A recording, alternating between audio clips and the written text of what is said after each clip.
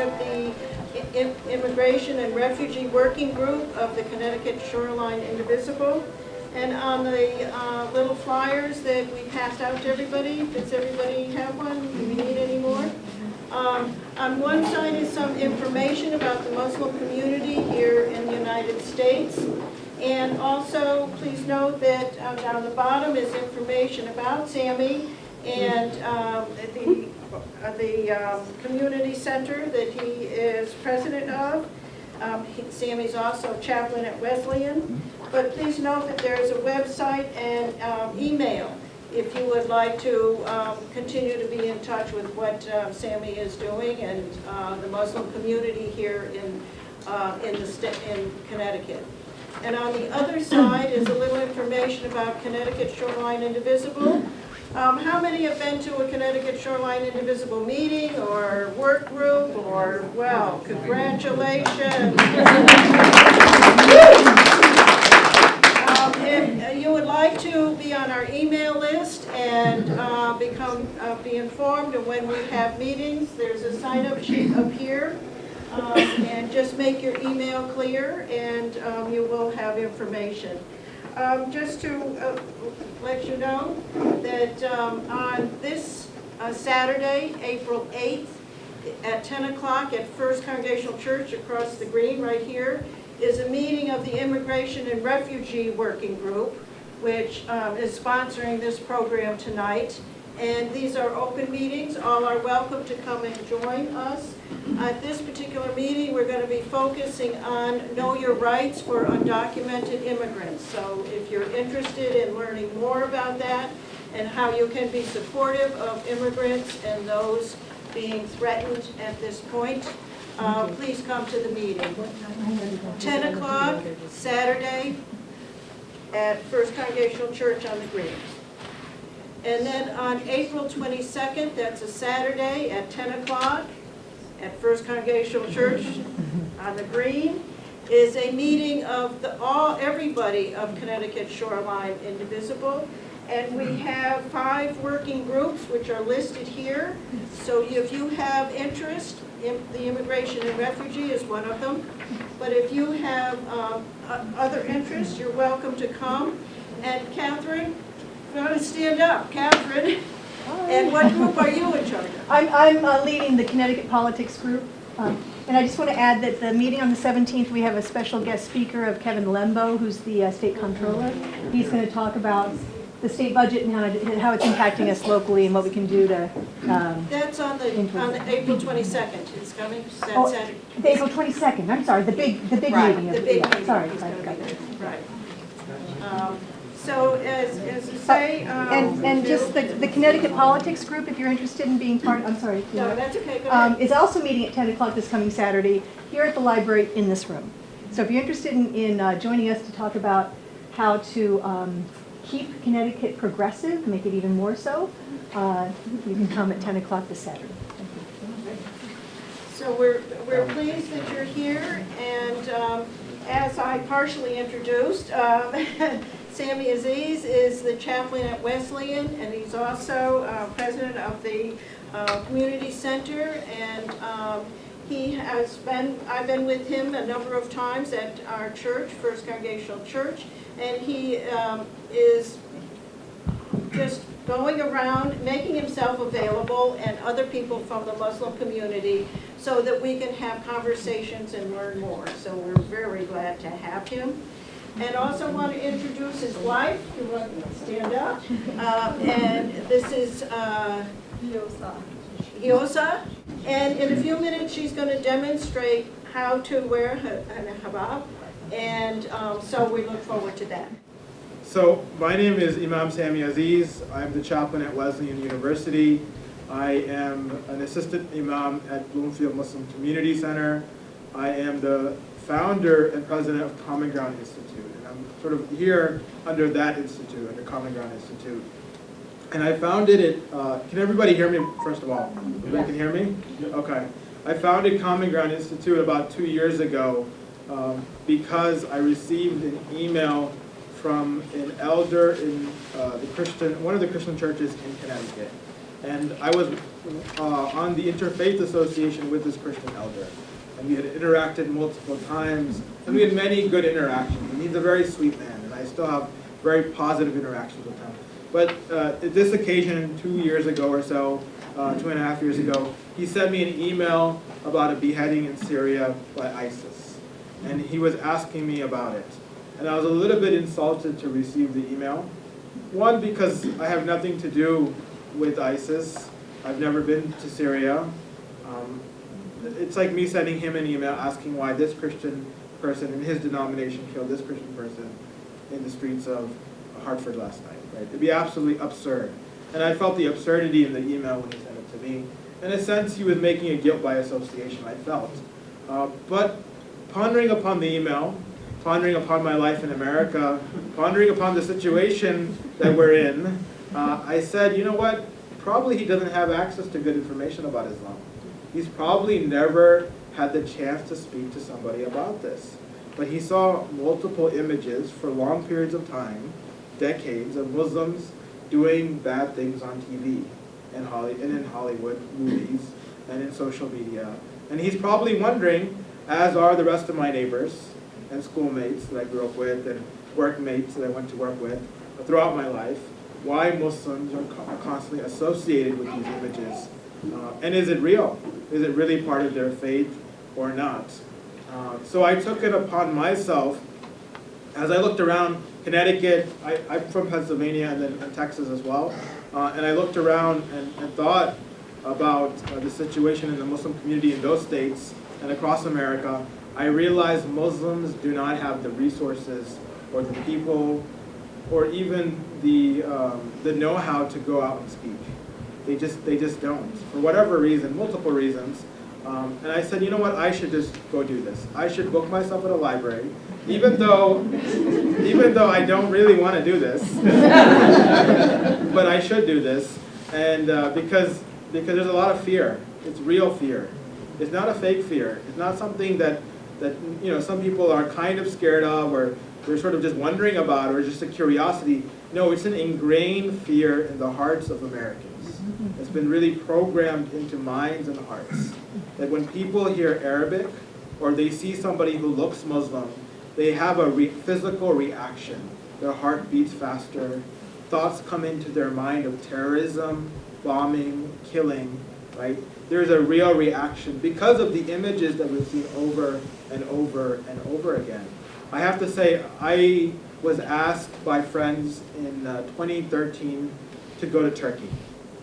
And it was going to be, if I accepted the invitation, my first time to leave America since I came here at the age of 2. So I feel like I was born here, even though I wasn't. I like to just say I was born here, because I don't know any other country. So they kept bugging me to go to Turkey, because it's a beautiful place. People who go to Istanbul, they say it's like no other place in the world. And I've heard people say multiple times, I've visited many countries, and if there's any country I want to go twice, it's Turkey, right? So I said, okay, I should go visit it. It's a Muslim country. It has good history. I'll learn a lot of good things. I'll see new sites. And I bought the plane ticket, and I was so afraid to leave America. Even as a Muslim, I was so afraid, to the extent that I wrote my will, and I emailed it to my father and mother. And I told them, this is how much money I have. These are my bank accounts. If anything happens to me, this is where you can access all this stuff. So I was supposed to go to Turkey for 1 week. I ended up staying 2.5 months. The people who came with me left, and I ended up traveling around in this religious community, and they sort of took care of me all around Turkey, right? Not knowing a word of Turkish, barely knowing any words of Turkish, and I had a great time. But why was I scared? Because I had also been programmed to think that leaving America is America is this bastion of peace, and everywhere else there's violence, there's hate, there's fear, there's killing, right? But the reality is starkly different, right? Billions of Muslims are living in a state of peace, right? Majority of Muslims, actually, 99.99%, have never picked up a gun, nor do they plan to, right? They go to school, the kids go to school, they go to work every day, they have careers like us, they live lives just like us, right? But I didn't, because of the programming in my mind, I was in a state of fear that I had to overcome by visiting this country. And now to this day, you can ask my wife, I talk about when we're going to go back to Turkey. You know, when are we going to go there? Are we going to live there? Maybe we can get a job there, right? Because I had such a great time there. And I saw and met so many beautiful people. So Common Ground Institute, the goal is that people get to meet Muslims, shake their hands, buy a Quran, talk about things on your mind, and even have further conversations, or even visit a mosque from here, so that those fears that have been in us, in the American people, in my neighbors, in my country, we can get over those fears and make rational decisions, right, on every level of the government. Because what I see happening throughout my life is irrational decision making that's been there for decades, actually. But sort of is coming to the forefront of the American public now, right, in a very nasty way. And sort of now we're reacting to it, but I've seen it for decades, festering underneath this fear, this hatred, and ignorance of Muslims. There's 20,000 Muslim physicians healing America, 10% of doctors, right? The numbers on the ground contradict the images on TV. If you look at the statistical numbers of Muslims and their contributions to America, they vastly contradict the images and the narration that we're getting from the TV channels and from different sources out there, unfortunately. And I think that's really something important to keep in mind, right? That we look at the numbers, what are Muslims actually doing in their lives? How are they actually living their lives? And I sort of feel like I'm part of this campaign of, I don't know, have you guys seen Humans of New York? The campaign on Facebook, where they put stories of humans from New York, because I guess New York City has gotten a bad rep over the years of being a crime-filled city, and they put their stories of normal people struggling day in and day out on the streets of New York City to survive, to go to work, to go to school, to live their lives. And I feel like I'm on a similar campaign, right, of humanizing Muslims by letting them see my face and hear my story, see my wife's face and hear her story. Right? So that's the campaign of Common Ground Institute. It has two main goals. One is to go out and talk to people who are not Muslim about Islam, right, and have these interactions. And we have Islam 101, which is what we're going to go over today. We have an ISIS presentation. We have an Islamophobia presentation. We have a Mary and Jesus presentation, which we give usually in the churches. And then we have a Woman in Islam presentation. And then we can tailor it to whatever institution needs. So if it's a police department, or I'm going to be going to the hospital, Middlesex Hospital, this Thursday, so we'll be tailoring it to the hospital and the doctors and the staff there. And then the second goal is to get Muslims to get out of the mosque, to get out of their shells, and come out and meet American people. Because they want to meet them. They want to, the American people want to meet Muslims. I've noticed, at least in my interactions, they want to hear their stories, they want to interact with them. They're very curious about their lives. So my goal is to convince Muslims that don't be afraid, come out and speak to them. You know, get involved in your society, civically and socially, volunteer, run for office. People are interested in your story and they're willing to support you. So, you know, my family, I'll just give you an example. My family is from India. And when we came here to America, all my uncles, my dad has 7 brothers and sisters. All of them were engineers or doctors, right? None of them are journalists. None of them are social justice people, right? They don't have that mindset of going out and speaking. They just wanted to come here, have a better life, make money, and live quietly and not bother anybody. But I'm convinced if we don't speak out as a community, nobody else is going to do it for us. We have to go out and speak. And that's why I'm here in front of you, even though I'm an extreme introvert. As my mom was. Because I feel it's a calling and I have to do it. And I think it's going to save America. It's going to save the world. Because the hate leads to killing and a lot of bad things. So before I get into the presentation, my wife is going to give a demonstration on how to wear the headscarf.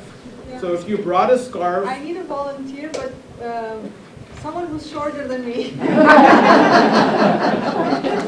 you go. I'm short. You already have You want to come to the middle of the room here? Yeah. I'm just going to tell you. So what you need to have to put a hijab on, ideally we have an under cap. which I have under, because you don't want your hair to show. She has a scarf, which I'm going to use as an undercap if you don't mind. And then I'm going to put you another one under, on top of it. Okay. So we're using this as an undercap, okay? And it should be stated that not all women use an undercap, right? Some women use it. Yeah, but You prefer. usually they do because it won't slip if we have something underneath. Okay. That's comfortable for you?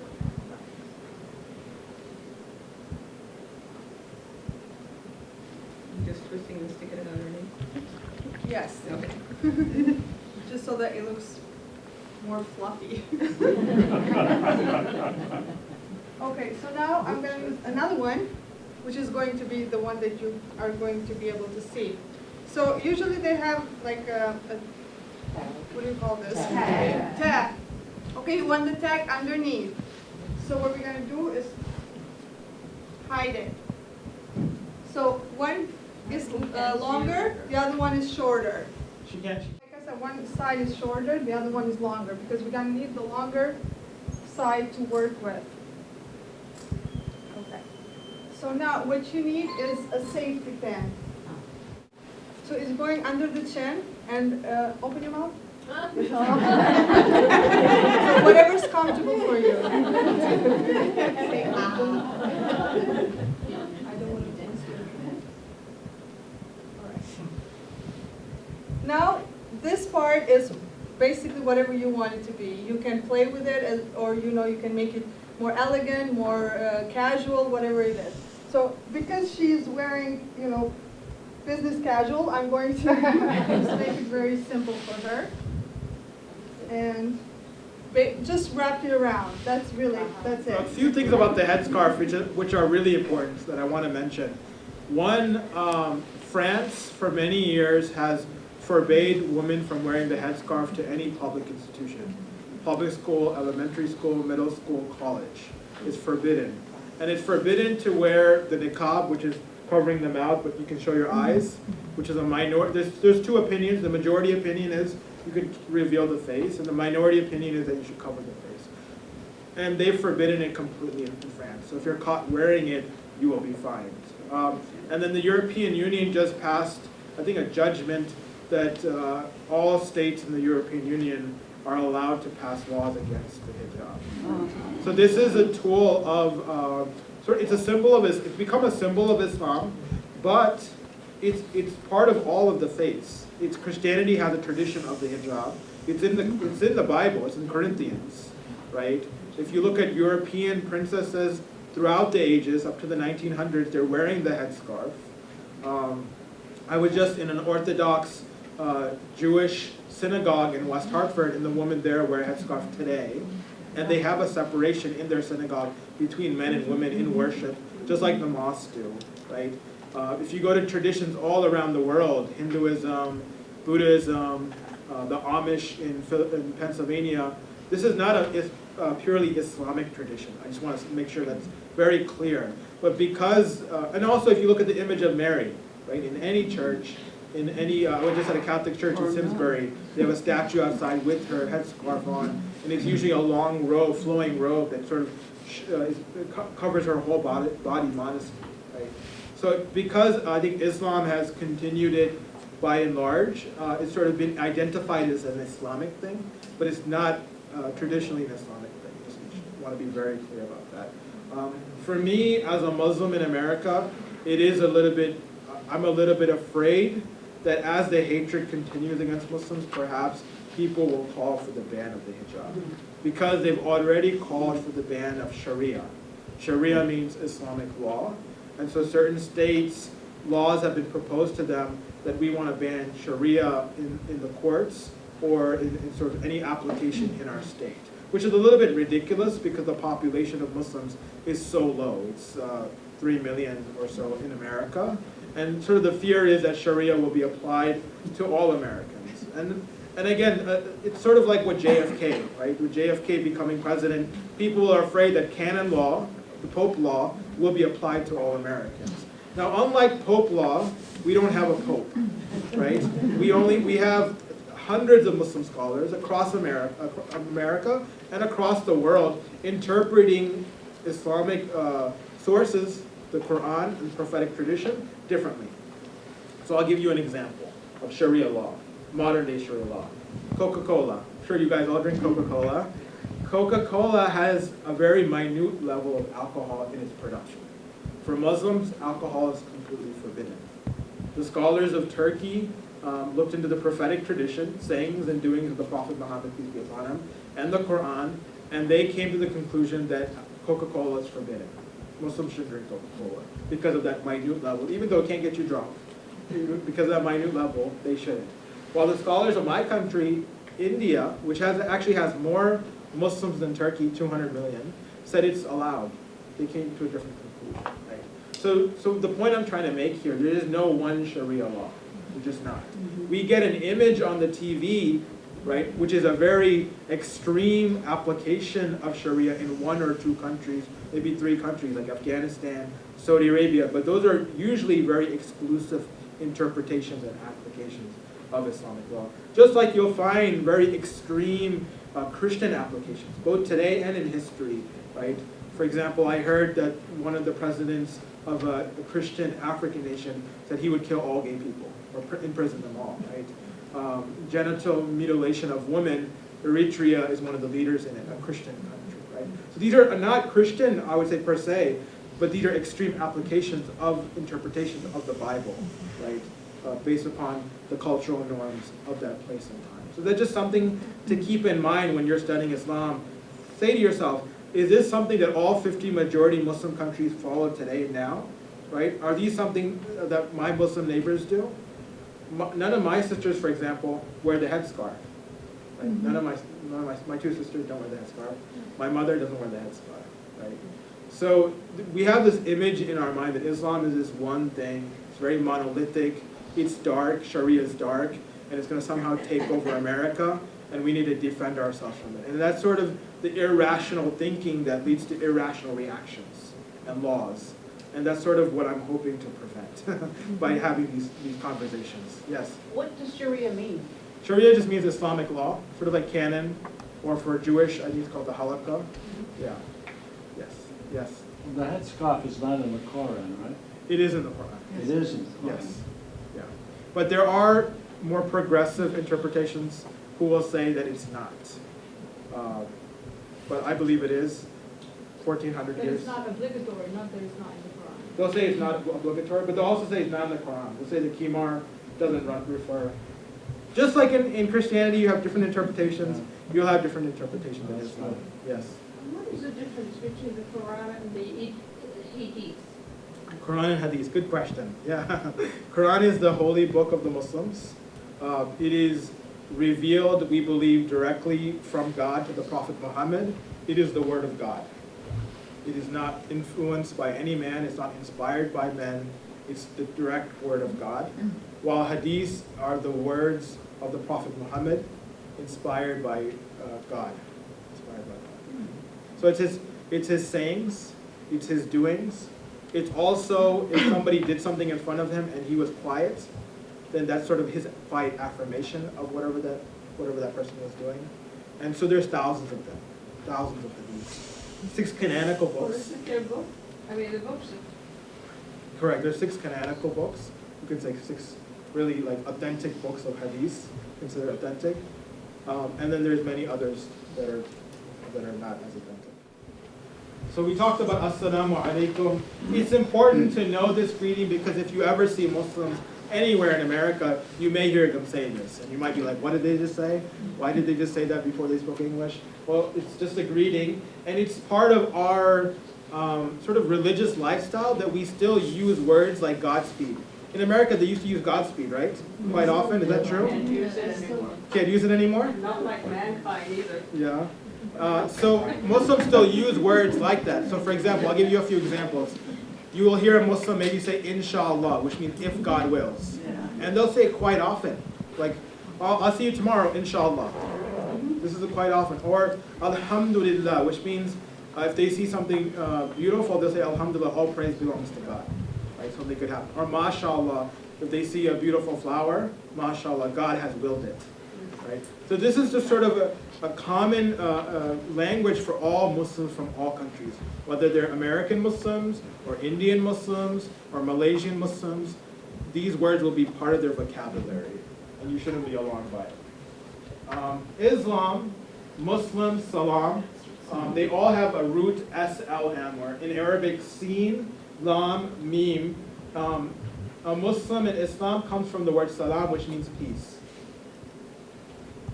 The Arabic word Islam simply means peace, submission, surrender, and peace. Submission to the will of God, so one can attain peace. Islam is an Abrahamic religion. So this is something all of the Abrahamic religions have called for, which is knowing God, submitting to God, worshiping God, being with God, and through that you attain peace. Right? And it's an Abrahamic religion because it's from the lineage of Prophet Abraham. And if you look at the Quran or the prophetic tradition, you're going to see so many similarities with the Bible and the Torah. So many similarities. Whether it's the names of God, whether it's the calling of belief, whether it's in so many different ways you'll see similarities. There's a friend of mine, he took a Quran and he literally read the whole thing and highlighted every verse that sounded like the Bible to him. And practically almost the whole book is highlighted. A Muslim is someone who follows the way of Islam. That is someone who submits to the way of God in order to attain peace. Muslims are diverse in race, ethnicity, nationality, and language, right? So there's 50 majority Muslim countries. They all have a different version of Islam, depending on the rulers, depending on their scholars, depending on their history, their culture, and how they interpret the Quran. The influence by European colonizers in the 1900s, that also influences the laws of those countries, right? A lot of the countries in the Middle East that we often see on TV going through some sort of crisis came out of colonization 50, 60 years ago. They're young nations still forming. So there's something to keep in mind when you're watching things on TV. Yes? I lived in Senegal, West Africa for 2 years. Nice. That's long. But that's an Islamic country and very unique. The women did not wear scarves. Anyway, very much to what you're saying is that influenced by the French? Francophone culture and so many other things. Yeah. Yeah. And I lived in Gambia for Again, 3 years. Oh, there you go. Like Yeah. I went to Turkey. You know, Turkey was influenced by France heavily. It was occupied by the British for a little bit, but their system of government was influenced by France. So that even though they were a Muslim country, they banned the hijab till about 5 years ago. And my wife's friend couldn't go to school or college because she wore the headscarf. And she had to choose between her faith and school, and she chose her faith. So it's interesting. Just something to keep in mind. That, you know, it has created a lot of, how can I say, agitation in the hearts of Muslims between, you know, this colonization, the European influence, and sort of the forming of the governments, and people's wanting to practice their faith, but not being able to because they're influenced by a very secular, extreme secularism, or even communism. I don't understand what the problem is. Why is it banned?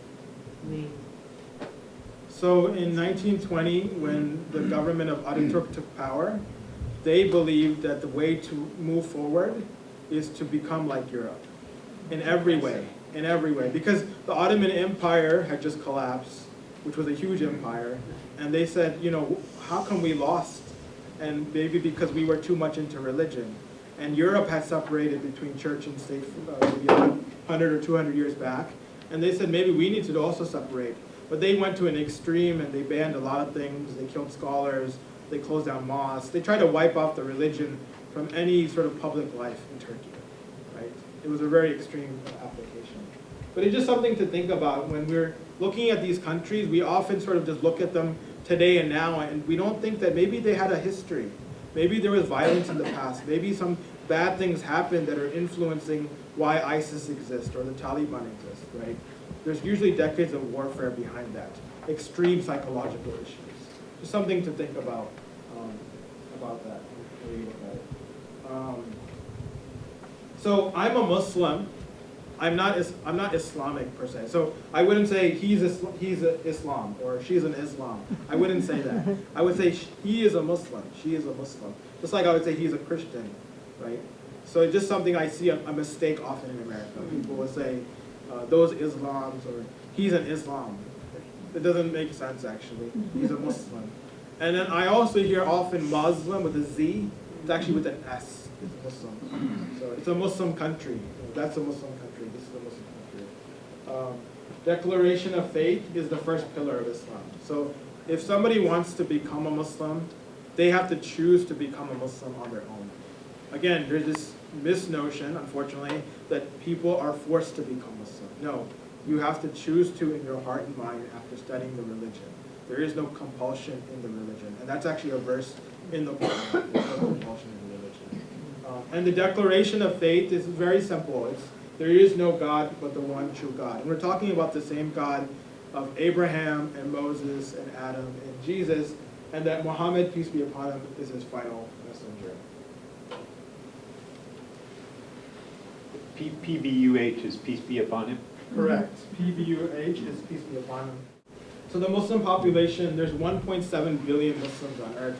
Actually, somebody before this presentation came up and said, make sure you let people know that Islam is just right there with Christianity as far as numbers. And I said, okay, I'll let them know in the presentation. But it's a good point, because I think because we live in America, we have very little interaction with Muslims.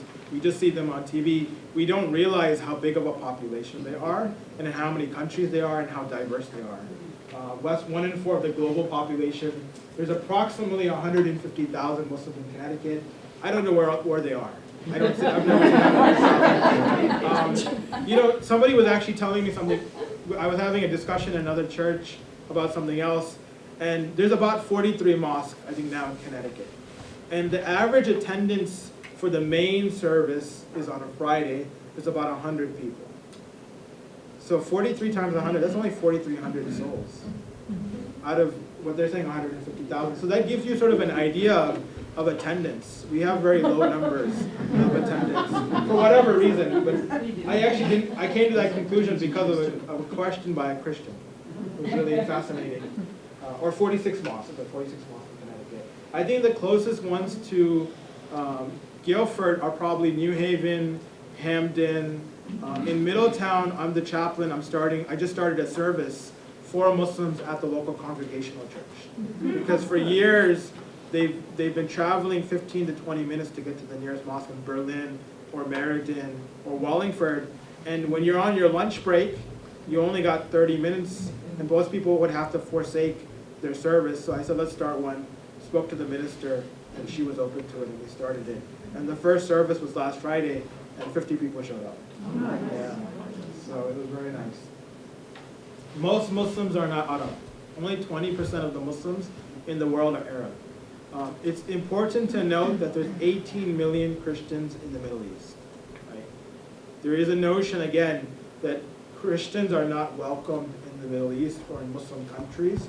That's false. It's completely false. The Prophet Muhammad, peace be upon him, welcomed them. The leaders after him welcomed them. They protected their churches. They protected their ministries. They allowed them to thrive as Christians in the Middle East. And the proof of that is that you have 18 million Christians there today. That's one proof. Second proof is that you can find churches from before the time of the Prophet Muhammad still standing there.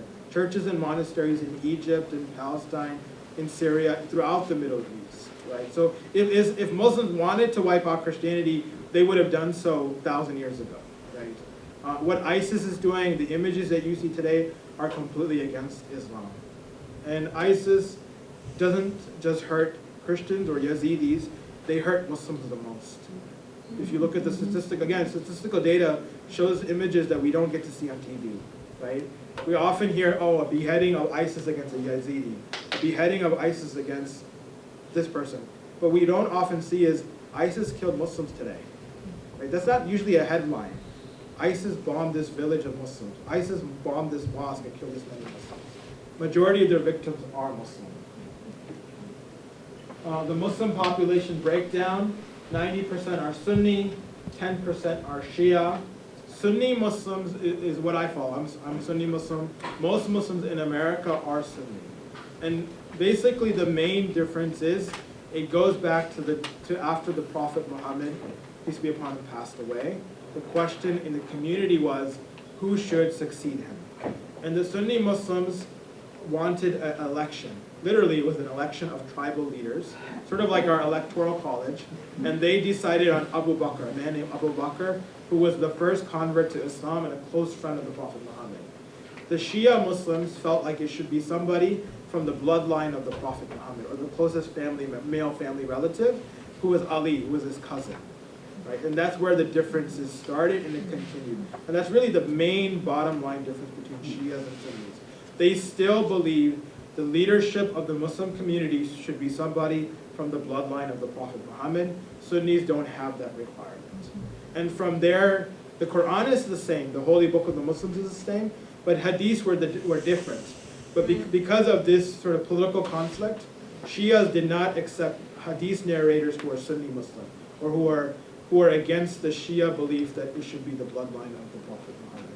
So that's why you'll see differences in hadith. One difference that I can think of in my mind is Sunni Muslims believe it's forbidden to have tattoos. Shia Muslims don't have that. And I've seen images of Shias having tattoos.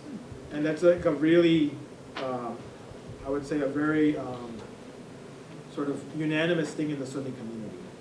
You will not usually find Sunnis having tattoos. But Shias don't have that same, because of that difference.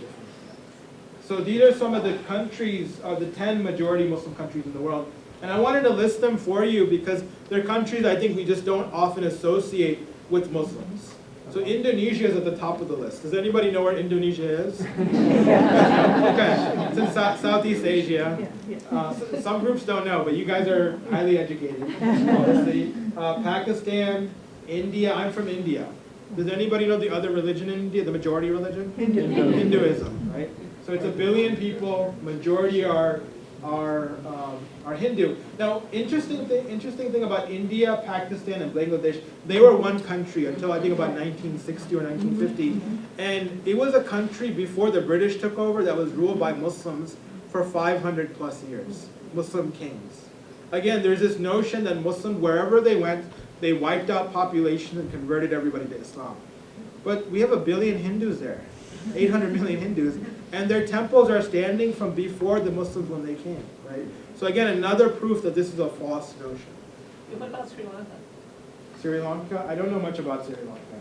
But I don't think it's a Muslim country. There's some There are Muslims Muslims there, no, because my sister hosted a student from there, and Yeah. he's from Sri Lanka, Okay.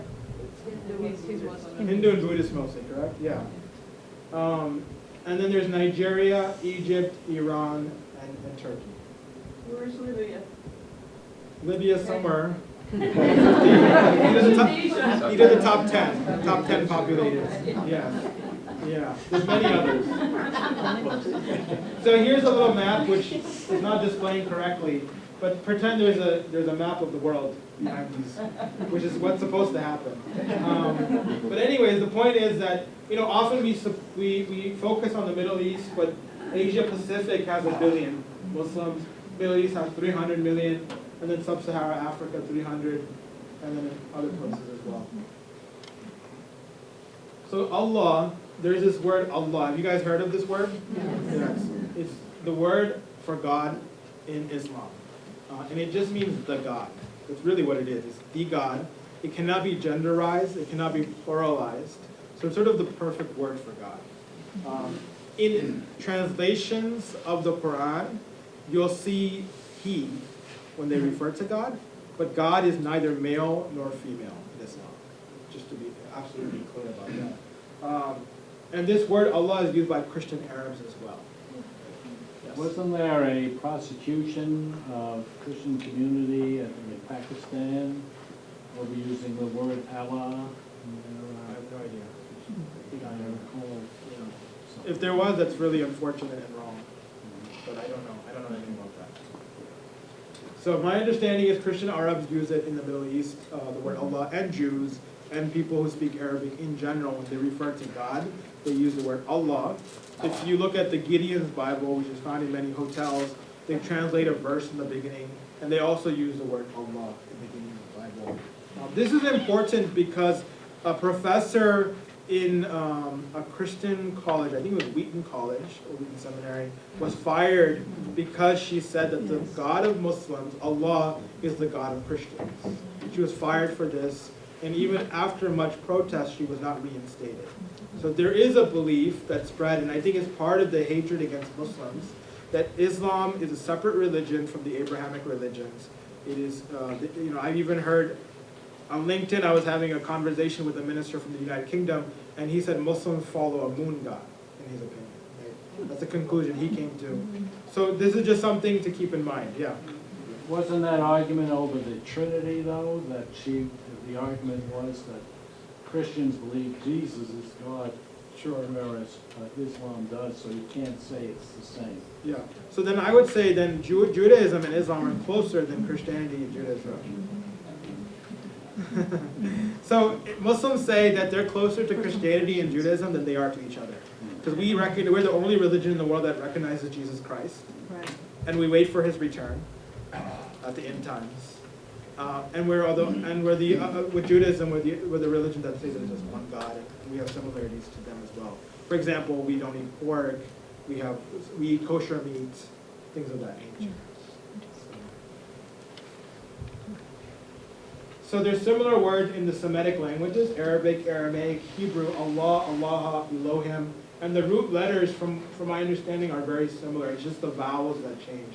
But it's a similar, in the beginning there's an al or an L sound. Very interesting. Has anybody visited a mosque before? A few people? Okay.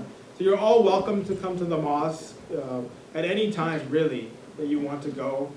The best time, in my opinion, to go is on a family night, which is usually once a month, sometimes once a week, where they have a dinner. They invite family and the community to come have a dinner. There's usually a lecture and a lot of fellowship. If you go for a Friday service, you're just going to find a lot of people running in and running out in 15 minutes. They're coming to prayer, just praying, attending the service real quick, and then they're running out. So you may not have time to converse with anybody or understand what's happening. What town is it in the mosque? New Haven, Hamden, Middletown now has a service. So quite a few scattered around. Yeah, 46. 46? Yeah. There might be one I think there's one in Groton, Norwich area as well. Yeah. Orange. Orange, yeah. Stratford. Just built one over there off of Route 80, where they're having problem with the minaret. Oh. It's tall. Oh, really? 3 stories, they already built it. Wow. That's unfortunate. Yes. How's the division between men and women handled in the mosques in Connecticut? Yeah, so it depends on the mosque, but most of the time the women are behind the men. And it's like the Orthodox synagogue that I went to West Hartford. It's the same concept, which is that when we're bowing down in prayer, women don't want to be checked out, first of all. But men, you're supposed to be in a spiritual state thinking about God and not checking out women. So to prevent that from happening, that's the reason that the women are behind the men. In a mosque in Avon, they have like a half barrier, and the women pray here and the men pray here. So they're kind of side by side, but the majority of them, they're either behind the men, or they'll even put a separate room for the women and a separate room for the men completely, depending. This is a mosque in Connecticut. Has anybody been there? Or know where it is? This is hard. Yeah, it's probably one of the most beautiful mosques in Connecticut. It's in Berlin, Connecticut. Wow, that's the inside of it? That's the outs. Oh, this part? No, I'm sorry. Ah. This is an image from some mosque in Turkey, but the one on the left. I'm sorry. Yeah, the one on the left. Yeah. So here they're in a half bow, Muslims, and I'm going to show you a demonstration of the prayer. They take off their shoes when they enter the mosque. The bowing is not exclusive to Islam, right? If you go to an Orthodox synagogue, they're going to be doing much half bowing. And I actually asked them about the full bow, and they do it on the high holidays. And in the past, they used to do it every day, 3 times a day, bow on the ground just like Muslims. If you read the New Testament and the Old Testament, you're going to find Jesus, Abraham, Moses, Noah, bowing on the ground and praying to God, right? If you took yoga, they do a bowing movement. It comes from Hinduism, right? So again, this sort of idea that this is a foreign element is false. This is actually a universal element that Islam does on 5 times a day. We pray 5 times a day. There's stairs right here. Can anybody guess what the stairs are for? That's the pulpit. The pulpit, yes. So the sermon is done from the stairs. I mean, in the past, people needed to see the imam. The imam is the prayer leader when he spoke, and then so his voice is also elevated. Now they have speaker system, but they still keep the stairs sort of as a tradition. Behind the chandelier, there's a niche. You're always going to see like a niche in the wall. That niche is where the imam stands when he leads the prayer, and it's faced towards the Kaaba. The Kaaba is a black box in Mecca. It's the symbolic house of God on earth. We believe it's built by Prophet Adam and then rebuilt by Prophet Abraham after the flood. Is the question, are those meeting houses or whatever you call mosques, are they pointed toward toward Mecca? Yes. Yes. All over the world. Yes. Yes. So, yeah, we face Mecca when we pray, and I'm only being half serious, but Episcopalians pop up and down quite a bit too. yeah, yeah, they do. You're right. You're right. Yes. My background is in nutrition, and there's actually been some theories that those women who are observant, who do pray 5 times a day, have a much lower risk of osteoporosis as they age than us old white women who sit. That's true. Yeah, many studies have been done about the movements of prayer, which is similar to yoga, because the bowing does prevent that, and other it stretches your body 5 times a day. And it's about 25 minutes a day. Yeah. Yep. Correct. Good point. Good point. So one of the ways we'll encourage our young people to pray is say, "Oh, it's good for your body." And they'll show some scientific report or medical report. Was there another question somebody had here? Okay. So I'm going to show you a call to prayer. Has anybody heard the call to prayer? Yes. If you've been to a Muslim country, you have. If you watched a Hollywood movie about terrorists, you have. Usually right before a bombing, unfortunately. But it's not a bombing call or something like that. It's really unfortunate that sort of the connection that they've made in our minds. And it's a beautiful call. It's a very beautiful call. And after it, I'll tell you guys the story. The translation will be on it as well, which is important to know.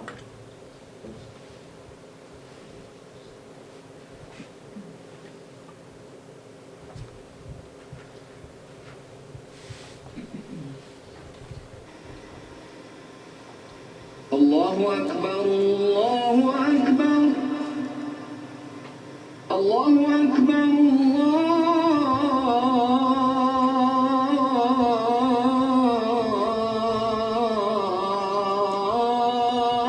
Allahu Akbar.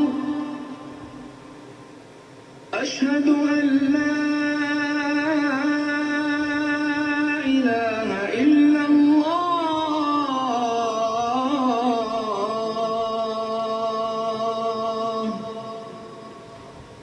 أشهد أن لا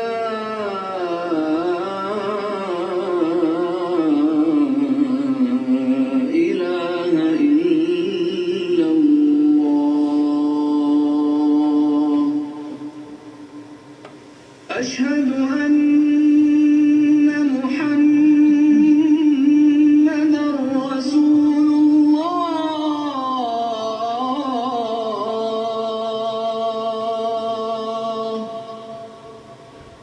أشهد أن محمدا رسول الله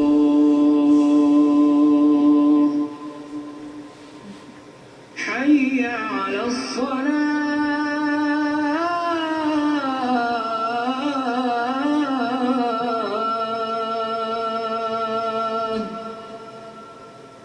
حي على الصلاة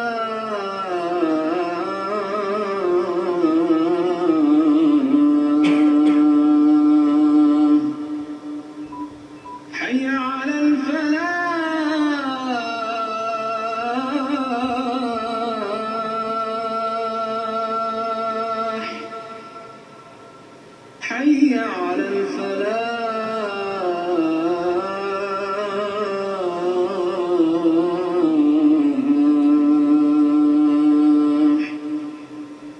الصلاة خير من النوم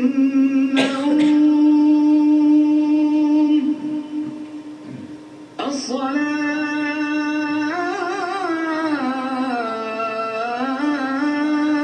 خير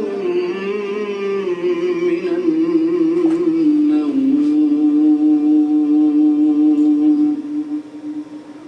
الله أكبر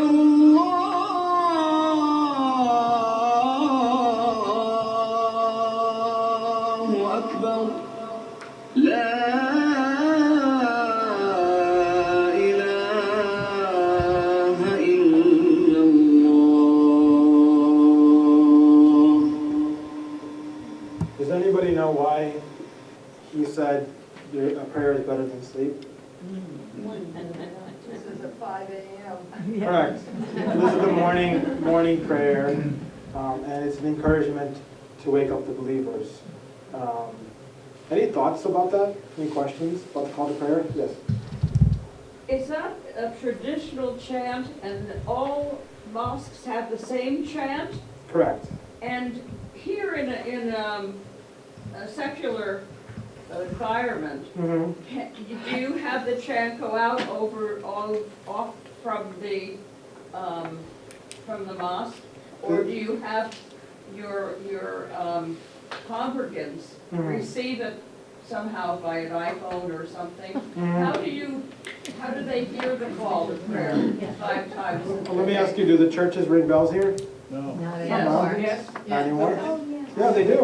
They do in many towns. Many towns. But major, just the 9 Yeah. o'clock, I mean, Yeah. 12 o'clock and the. Because the way you phrased that was really interesting, I think. But anyways, most mosques do not. They do not. Because Muslims don't generally live around the mosque. They usually drive to the mosque.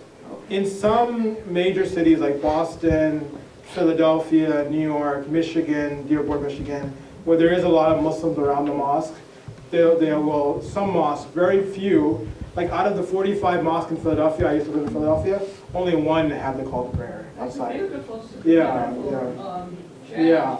But how, do people just remind themselves 5 times? Oh, so I'm going to get into that. I'll get into that in a minute. That's a great question. We'll address that in a second, yes. Yeah, I lived, when I was in West Africa, in a small village, and there were 5 mosques very close by. Yeah. And the ability of different people to sing the chant in the morning was quite varied. Oh, And some mornings were really rough. So that's a funny issue that we have in our mosque. So the call to prayer will take place in the mosque, and it's sort of symbolic more than actual like calling to people out there. And we have the same issue where people will get up there who should not be singing anything. And they'll do a horrendous job.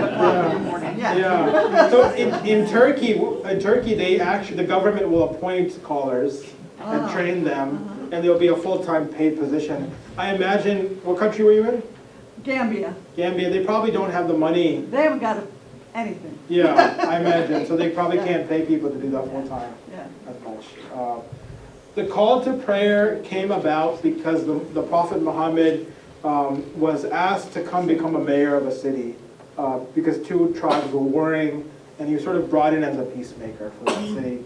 And he looked after the Muslims, the Jews, and pagans under a constitution that he created.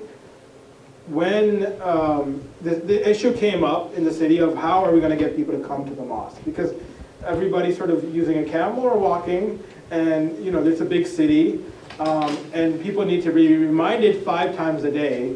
And remember, they don't have lights in the city. 5 a.m. there's no light outside to wake up people. At nighttime you also have to pray around 9 or 8 p.m. It's also dark. So how are we going to get people to come to the mosque? And as the Muslims are debating it, they actually considered the bell of the Christians, and there's some narration that Jews used horns to call people, what they call a shofar.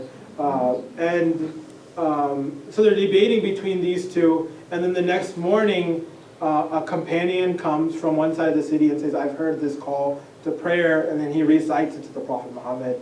And then a few others say the same thing. And so the Prophet Muhammad takes it as a sign that this should be the call. The call to prayer, the first person to do the call to prayer was a black freed slave named Bilal. And Bilal is a name that is given to many Muslim boys from around the world, white, Arab, regardless of the nationality or ethnicity. It's significant in the time of the Prophet Muhammad, and I think it's significant today, because he came to provide social justice to society, right? And that society, just like our society, looked at black people as inferior.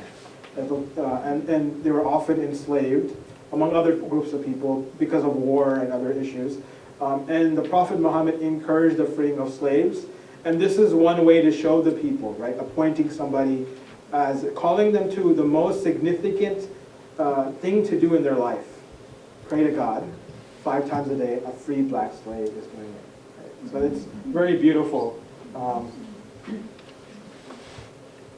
So the daily prayers are 5 times a day. Prayers are conducted at specific times of the day. Sunrise, noon, afternoon, sunset, evening. And before we pray, we wash ourselves.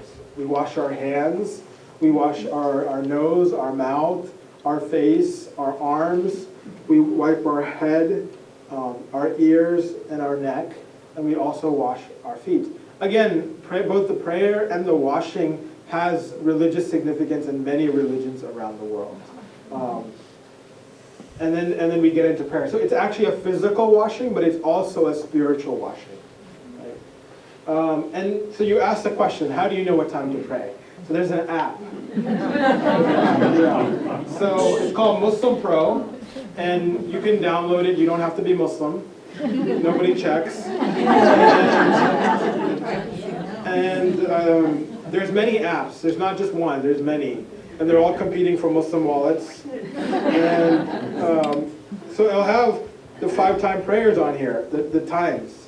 And then if I go to a different time zone or city, I could just sort of locate me, and then it'll tell me the updated prayer times in that place. And then this one has advertisements, right? Until I pay $2 and I remove the advertisements. And I have to wait.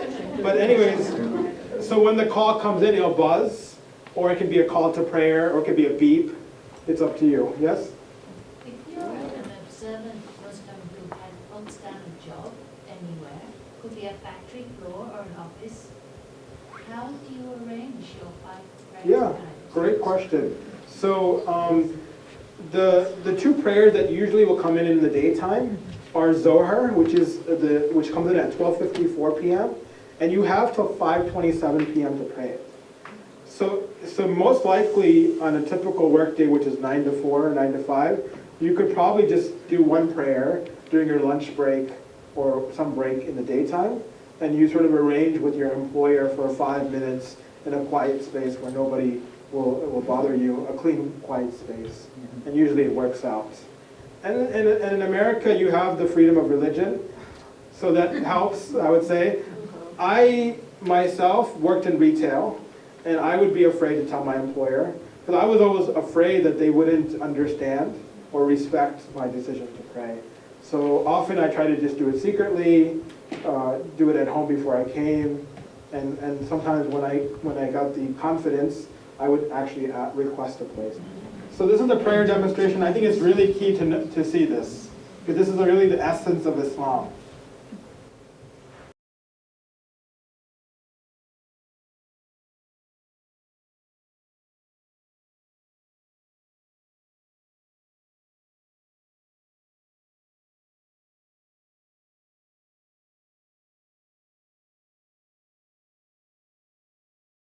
الله أكبر. أعوذ بالله من الشيطان الرجيم. بسم الله الرحمن الرحيم. الحمد لله رب العالمين. الرحمن الرحيم. مالك يوم الدين. إياك نعبد وإياك نستعين اهدنا الصراط المستقيم صراط الذين أنعمت عليهم غير المغضوب عليهم ولا الضالين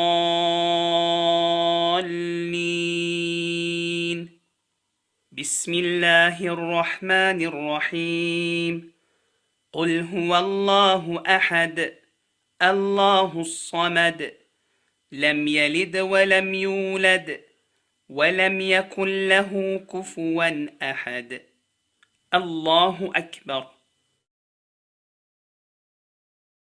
سبحان ربي العظيم سبحان ربي العظيم سبحان ربي العظيم سمع الله لمن حمده ربنا ولك الحمد الله أكبر سبحان ربي الأعلى سبحان ربي الأعلى سبحان ربي الأعلى الله أكبر رب اغفر لي رب اغفر لي الله أكبر سبحان ربي الأعلى سبحان ربي الأعلى سبحان ربي الأعلى الله أكبر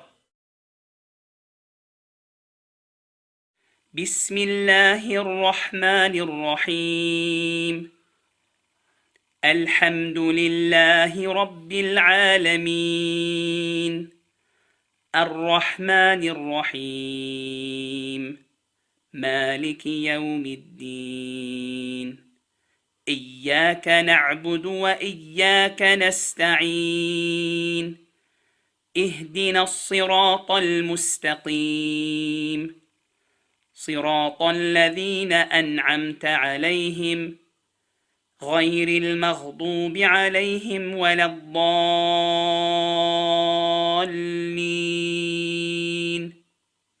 بسم الله الرحمن الرحيم قل أعوذ برب الفلق من شر ما خلق ومن شر غاسق إذا وقب ومن شر النفاثات في العقد ومن شر حاسد إذا حسد الله أكبر سبحان ربي العظيم سبحان ربي العظيم سبحان ربي العظيم سمع الله لمن حمده ربنا ولك الحمد الله أكبر سبحان ربي الأعلى سبحان ربي الأعلى سبحان ربي الأعلى الله أكبر رب اغفر لي رب اغفر لي الله أكبر سبحان ربي الأعلى سبحان ربي الأعلى سبحان ربي الأعلى الله أكبر التحيات لله والصلوات والطيبات السلام عليك أيها النبي ورحمة الله وبركاته السلام علينا وعلى عباد الله الصالحين أشهد أن لا إله إلا الله وأشهد أن محمدًا عبده ورسوله اللهم صل على محمد وعلى آل محمد كما صليت على إبراهيم وعلى آل إبراهيم إنك حميد مجيد اللهم بارك على محمد وعلى آل محمد كما باركت على إبراهيم وعلى آل إبراهيم إنك حميد مجيد السلام عليكم ورحمة الله. السلام عليكم ورحمة الله. So that's the call of prayer. We do it 5 times a day. Pretty much it's similar wording that you saw. It has to be in Arabic, so we will learn the basic Arabic phrases at a young age. It can be longer. If you memorize more portions of the Quran, you can recite for a longer period of time. In Ramadan, the month that we fast for 30 days, every night the Imam will lead the congregation in a prayer of 1 to 2 hours to try to finish the Quran in 30 days, so 1/30th of the Quran. And usually that's the time when a lot of Muslims are in the mosque. It's a good time to visit the mosque as well. The applications I was mentioning, there's applications to find mosque in your area. So you can download Muslim Pro or Zabia, and you can find mosque within a 50-mile radius of wherever you are in America, and also halal stores that sell halal meat and ethnic foods, and halal restaurants. I think that's important to know because I think there's this notion that certain Muslims are secretive or something. No, it's actually public information. People can find these mosques and visit them if they're interested. 99 names of God. These are attributes of God, such as God is the most compassionate, the most merciful, the creator. You'll find them in the previous books as well, and they're a way to reach God. And I think it's a very important part of Islam. Often Muslim scholars will prescribe a name of God as a way to get over some crisis in somebody's life by repetition of those names. Fasting. We fast in the month of Ramadan. It's 30 days from dawn to dusk. We fast approximately 15 hours. Depends on where you are. It could be longer or shorter. And it's a fast from food, from water. If you smoke, which is already forbidden, but if you do, then you wouldn't smoke either, most likely. And no relationship with your spouse. And it's a period where you're supposed to sort of rectify your soul, get closer to God, by removing the thoughts of what's common on the mind of people, right? Food is a common thought, and it's sort of a common occupation. And it's not exclusive to Islam again. Christianity has a rich tradition of fasting, and so do many religions around the world. Charity is the 4th pillar of Islam called zakah, and Muslims are required to give 2.5% of their wealth to the poor, and they're encouraged to give more. Of course, not everybody is able to give wealth, so it's encouraged to do other things beyond giving money, such as planting trees is an encouragement. There's specific narrations of the Prophet Muhammad stating that it's somebody who plants a tree, they get the reward of any person who sits under that tree till the day of judgment, or eats from the tree, or benefits from the tree. Right? There's narrations of reward being given to people who free slaves.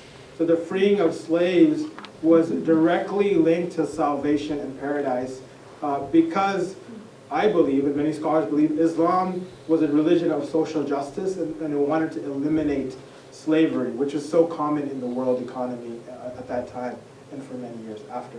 So for example, if you missed a day of fasting on purpose, the expiation, especially for a rich person, was the freeing of 60 slaves.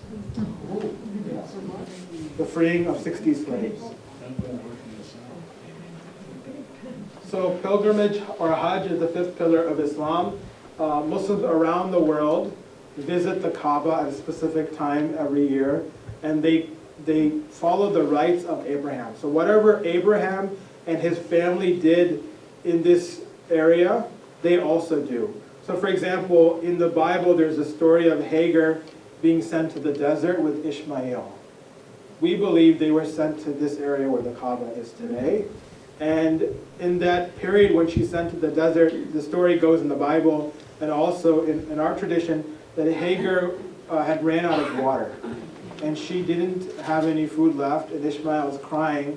So she starts running between 2 mountains, or hills, called Safa and Marwa. And those hills are still there, and Muslims run between them when they make the Hajj to commemorate her sacrifice for God and for Ishmael and what she did for him. And there's a well called the well of Zamzam, and that water is considered sacred water. And that's the well that became, because Ishmael was crying. Angel Gabriel came down and made the well so that they could drink from it. So the Kaaba is the direction of prayer. It's a symbolic house of God. It's linked to Prophet Abraham and Prophet Adam. In the heavens above, we believe angels have a similar structure that they're worshiping around.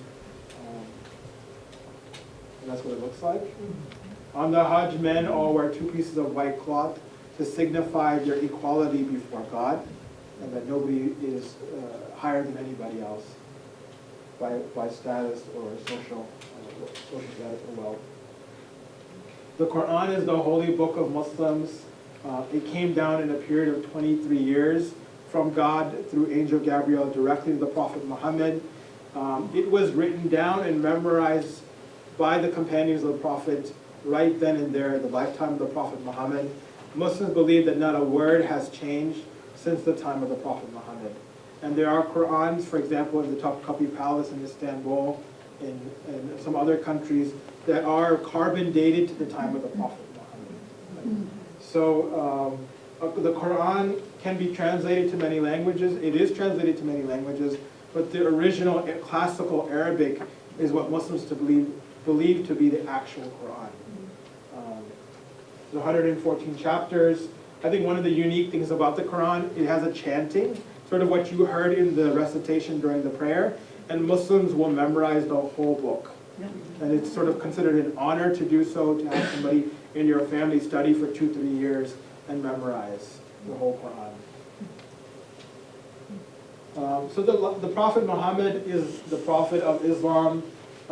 Muslims believe he was the last prophet sent by God, foretold in the New Testament and the Old Testament. And by the prophets, born in Makkah, 570 CE, visited by Angel Gabriel on Mount Hira, and he receives a revelation. He makes a migration to Medina. So the first 13 years of his prophetic mission, he's persecuted heavily, just like any other prophet story. And there's a lot of key and interesting points in his life, and one of them I like to share with the audience is when he's in Makkah being persecuted, they're trying to figure out what they should do and how they should escape the persecution. So the Prophet Muhammad tells the few Muslims in Makkah that they should go to a neighboring kingdom in Abyssinia. And Abyssinia at that time was Christian. And the Prophet said that there's a pious Christian king there.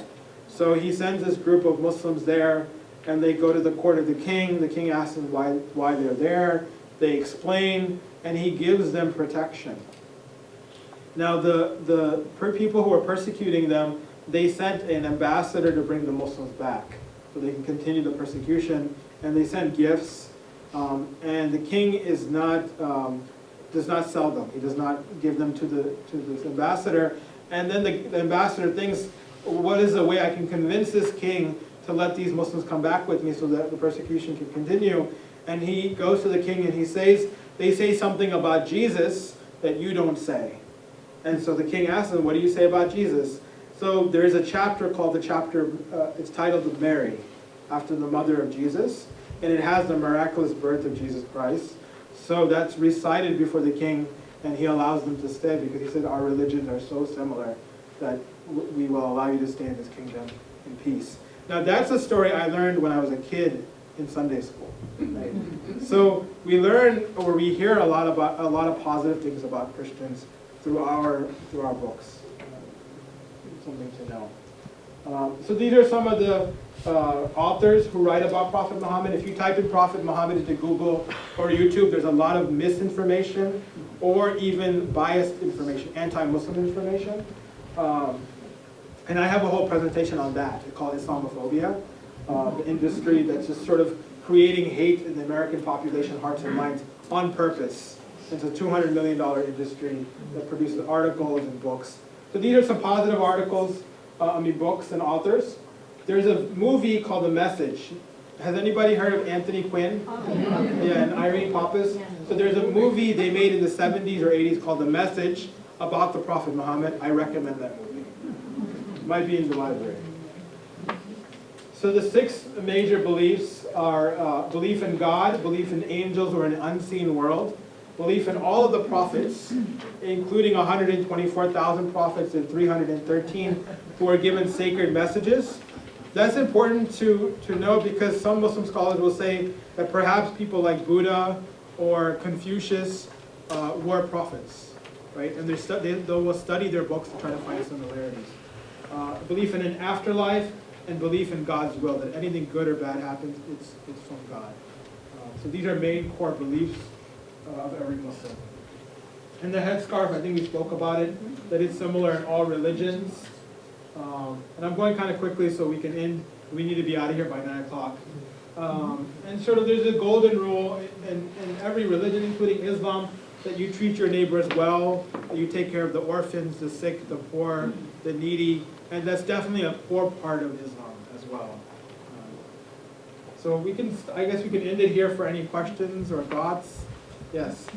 I wish you had a slide about the prophets' lives. Okay. Because I understand that, they all have their own story and their special attributes, and that those stories are very important to learn. Sure. I think in the future I'll do that. Good suggestion. Thank you. Yes. Well, I just want to thank you for coming. You have a hard job. Thank you. And I wanted to say that I lived for many years in Tripoli, Libya, before Gaddafi. Oh. And after Gaddafi. Wow. And I want to tell you, the people there had, even afterwards, there was no problem living there. There were Christians, there was a Jewish synagogue, there was a cathedral in the center of town. Wow. My husband sang in Haydn's Creation in that cathedral. Now I wonder if all that tolerance for other faiths Libya is now in an uproar. It breaks your heart. It was a magnificent city, Tripoli, and all of the ruins that they had there. And the same when you hear about Palmyra being destroyed, or Aleppo, it breaks your heart. Absolutely, That's it. I mean, we should all believe and think so highly of all the faiths that have gone before us. They're our foundation. Absolutely. That's a great point. Thank you very much for coming. Thank you. They brought this sign, and I have this sign of welcoming all people, no matter where, welcome your neighbor. And I think that it's not just Sammy's responsibility, it's our responsibility as well, as to talk to our neighbors, and to talk to our family, and to talk to strangers of how positive the Muslims are in our neighborhood and in this country. As you know, right now, there is so much bad information and bad assumptions, and as you said at the beginning, the fear people have in this country. That's what we have to talk about, and face to face. And it is our responsibility, and we'll do it together. Absolutely, yeah. That's the main message.